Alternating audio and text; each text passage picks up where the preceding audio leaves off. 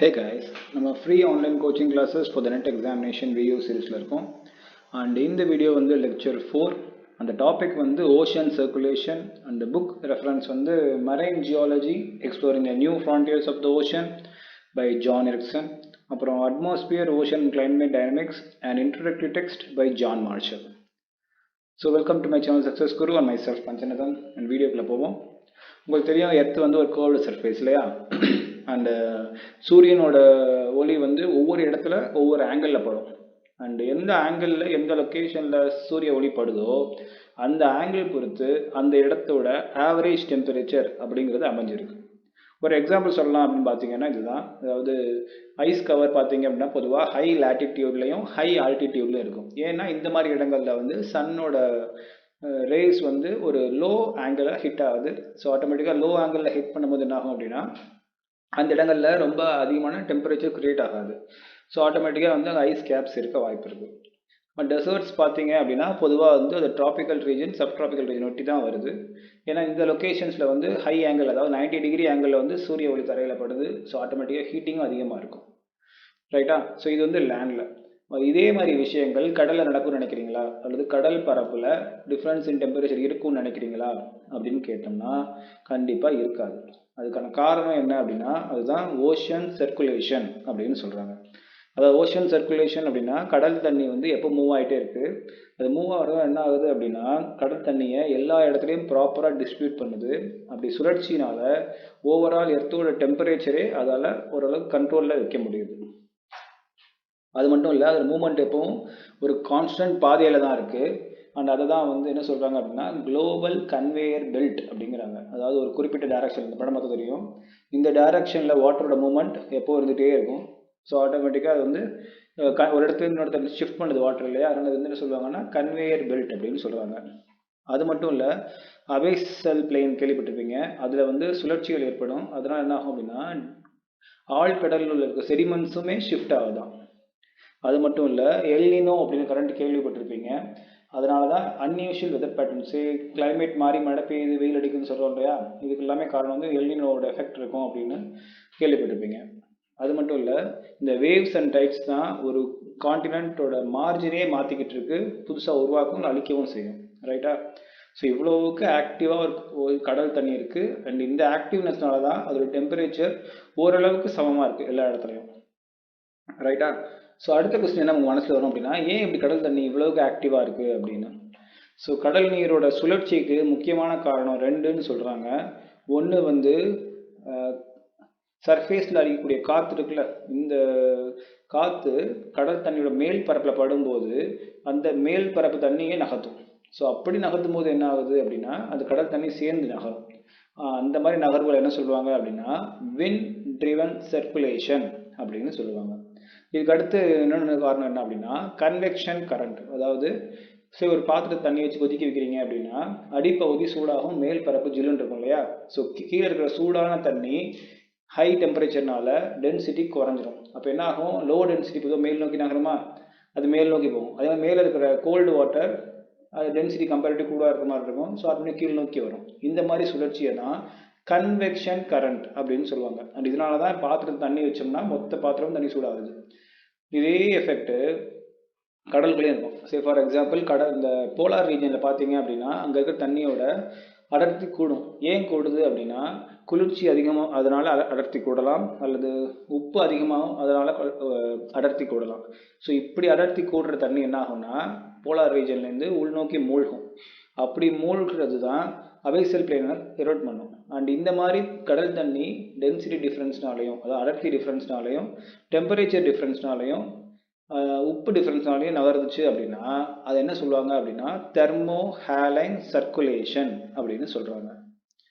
And current அப்படின்னு சொல்லும்போது தெரியும், கரண்ட் ஏற்கனவே சொன்னோம்னா விண்டு காற்று அடிக்கும் போது நகரும்னு சொன்னோம் இல்லையா.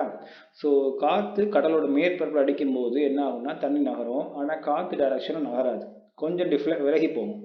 அந்த விலகலுக்கு காரணம் என்ன சொல்கிறாங்க அப்படின்னா அதுதான் கோரியோலிஸ் எஃபெக்ட். இந்த வார்த்தை கேள்விப்பட்டிருப்பீங்க, கோரியோலிஸ் எஃபெக்ட் அப்படின்னா ஒரு பொருள் பறந்து போயிட்டு இருக்கு அப்படின்னா ஒரு சமதளத்தில் போச்சுன்னா பிரச்சனை இல்லை, ஆனால் எர்த்து சமதளம் இல்லை, ஒரு ஸ்பியர் இல்லையா. ஸோ அது ஈக்குவேட்டர்லேருந்து மேல் நோக்கி போச்சு அப்படின்னா என்ன ஆகும்னா அது ஈக்குவேட்டரில் பூமி வேகமாக சுற்றுற மாதிரி ஃபீல் ஆகும். போலார் ரீஜனில் மெதுவாக சுற்றும். ஏன்னா ஒரு பொருள் சுற்றும் போது அது சுற்றும் அச்சு இருக்குல்ல, மையம், அதுக்கிட்ட இருக்கும்போது மெதுவாக சுற்றுற மாதிரி இருக்கும். அதே தள்ளி வந்துகிட்டே இருந்தீங்கன்னா வேகமாக சுற்றும். அது ஒரு எக்ஸாம்பிள் எடுத்துக்கலாம்னா, டயர் எவ்வளோ பெருசாகுதோ அவ்வளோ வண்டி ஃபாஸ்ட்டாக போகும் இல்லையா? ஸோ சேம் எஃபெக்ட் தான் எங்கேயும். ஸோ ஈக்குவேட்டர்லேருந்து மேல் நோக்கி ஒரு பொருள் போகுதுன்னு வைப்போம், பறந்து போயிட்டு இருக்கு அப்படின்னா என்ன ஆகும்னா, ஈக்குவேட்டர் வேகமாக நகருதா, மேல் பகுதி கொஞ்சம் ஸ்லோவாக சுற்றுற மாதிரி ஃபீல் ஆகுமா? ஸோ சடன் ஸ்லோவாகுதுல, இதனால் என்ன ஆகும் அப்படின்னா, போலார் ரீஜன் ஈக்குவேட்டர்லேருந்து போலார் ரீஜன் நோக்கி போகிற எல்லா பொருளும் கிழக்கு பக்கம், அதாவது ஈஸ்ட் நோக்கி ஷிஃப்ட் ஆகும். ரைட்டா?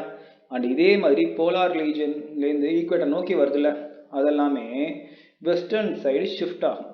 இந்த மாதிரி ஷிஃப்டிங்கை தான் கோரியோலிஸ் எஃபெக்ட் அப்படிங்கிறாங்க. ஸோ ஒரு காற்று கடலோட மேல் பரப்பு அடிக்கும் போது காற்று டைரக்ஷனில் தண்ணி நகராது, இந்த கோரியோலிஸ் எஃபெக்ட்னால ஷிஃப்ட் ஆகும், முன்னையும் பின்னையும் வடக்கும் கிழக்கும்.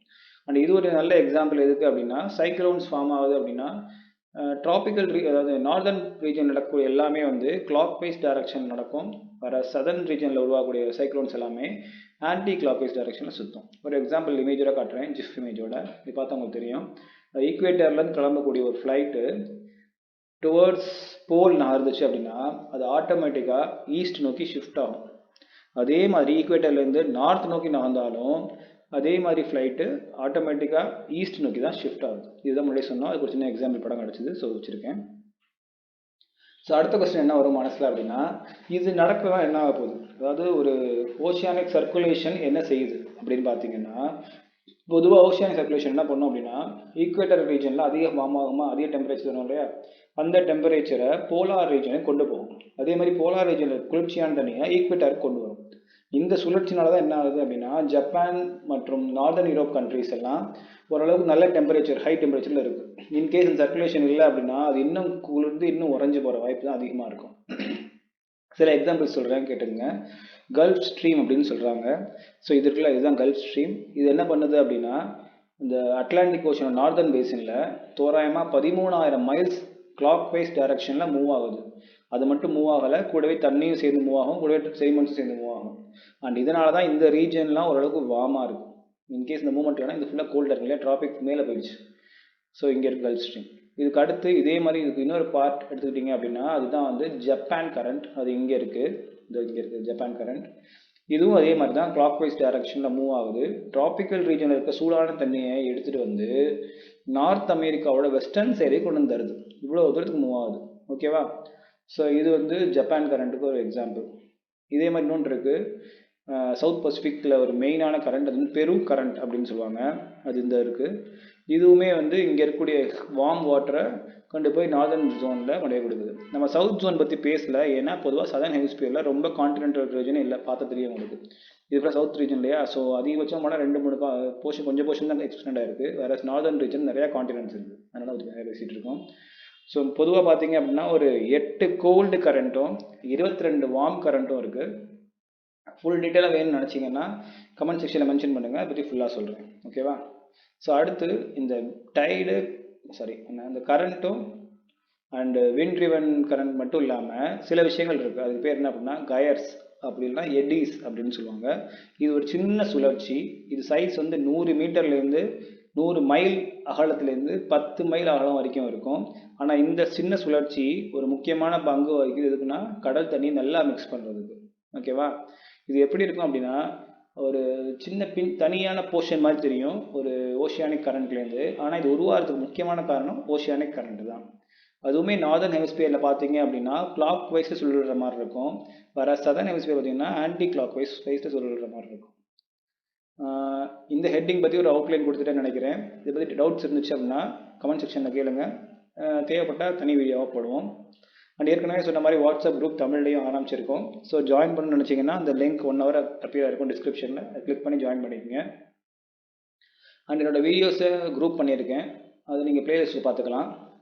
அண்ட் எனக்கு கனெக்ட் பண்ண நினச்சிங்கன்னா இதனோட லிங்க் என்னோடய Facebook ID, email ID and Instagram ID. And என்னோடய வீடியோ புதுசாக இருந்தீங்கன்னா லைக், ஷேர், சப்ஸ்கிரைப் பண்ணுங்கள். தேங்க்ஸ் ஃபார் வாட்சிங். Have a great day.